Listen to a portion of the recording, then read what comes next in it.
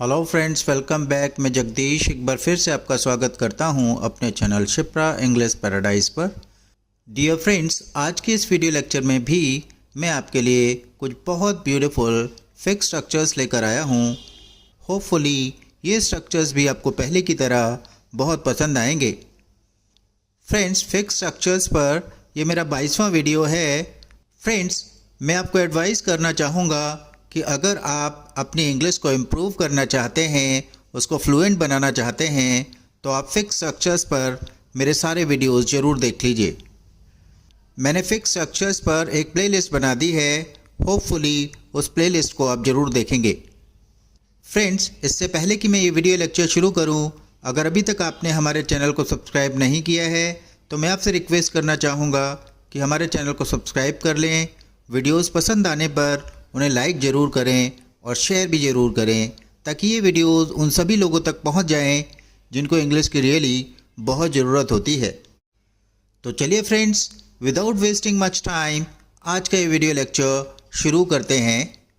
आज के लिए पहला स्ट्रक्चर है this is the same attitude, reason, problem, issue, that.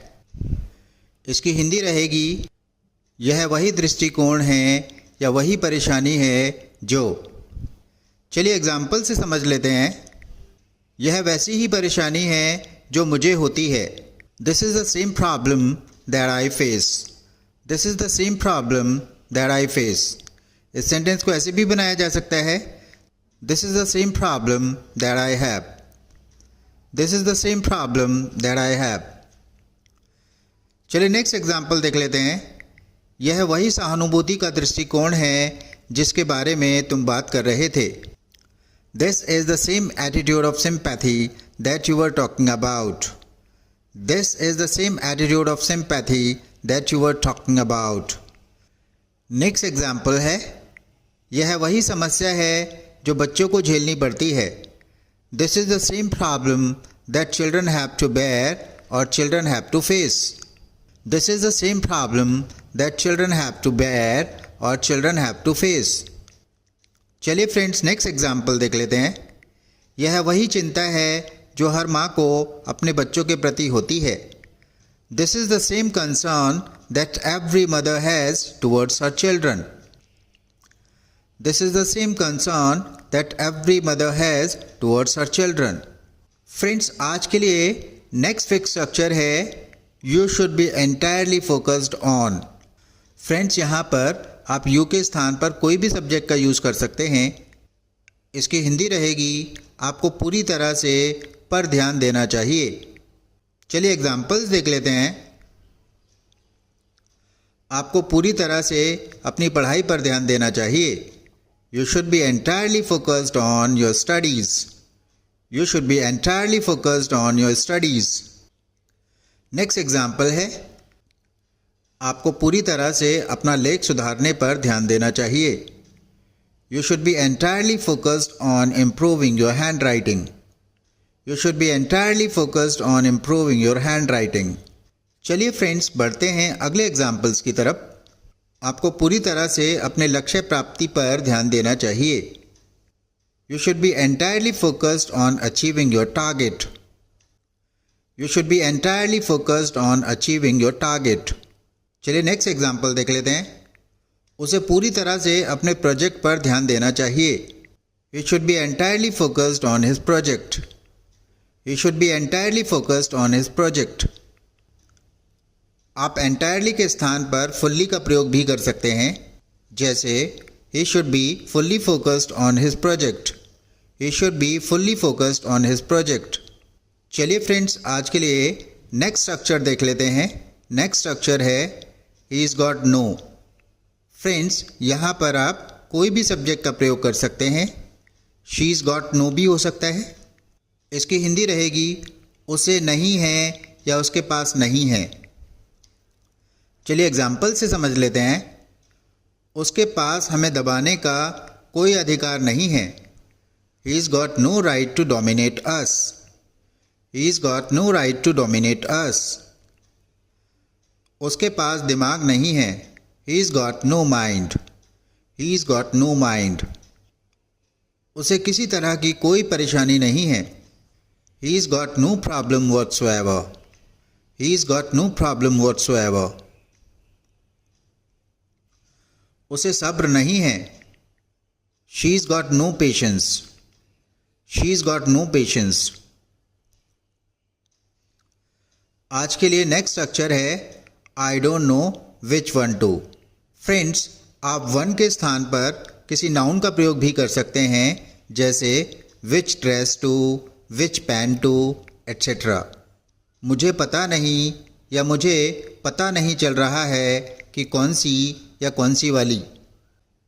चलिए एग्जाम्पल्स देख लेते हैं। मुझे पता नहीं कि कौन सी वाली चुन्नी है। I don't know which one to choose.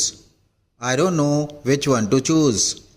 Next example है, मुझे पता नहीं कि कौन सा लेना है। I don't know which one to take. I don't know which one to take. मुझे पता नहीं चल रहा है कि कौन सी ड्रेस खरीदूं। I don't know which dress to buy. I don't know which dress to buy. मुझे समझ नहीं आ रहा है कि कौन से जूते पहनूं। फ्रेंड्स, यहाँ पर I don't know के स्थान पर I don't understand कर देंगे, क्योंकि समझना की इंग्लिश अंडरस्टैंड होती है। इसकी इंग्लिश होगी I don't understand which pair of shoes to wear. I don't understand which pair of shoes to wear. चलिए फ्रेंड्स, आज के लिए लास्ट स्ट्रक्चर देख लेते हैं। लास्ट स्ट्रक्चर है I don't know what to. इसकी हिंदी रहेगी मुझे नहीं पता कि क्या। I don't know के स्थान पर आप I don't understand का प्रयोग भी कर सकते हैं, जिसका मतलब हो जाएगा मुझे समझ नहीं आ रहा है।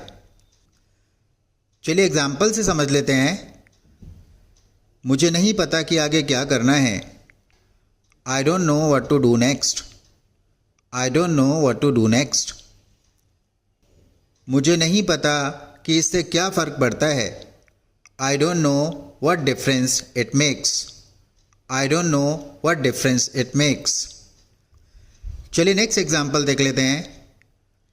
मुझे नहीं पता है कि मुझे क्या हुआ है। I don't know what has happened to me. I don't know what has happened to me. चलिए फ्रेंड्स, आज के लिए लास्ट एग्जाम्पल देख लेते हैं। मुझे समझ नहीं आ रहा है कि ऐसी स्थिति में क्या करूं। I don't understand what to do in such a situation. I don't understand what to do in such a situation.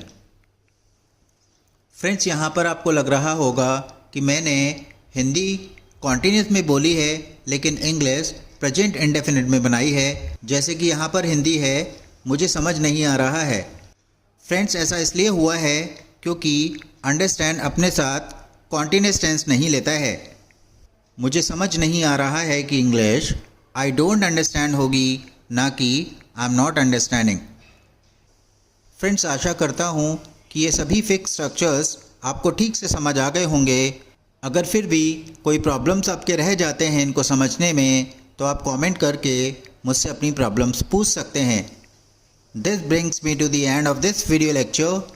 I'll meet you very soon in my next video lecture. Till then, keep watching English videos on our channel and keep improving your English. Have a happy learning. Bye-bye.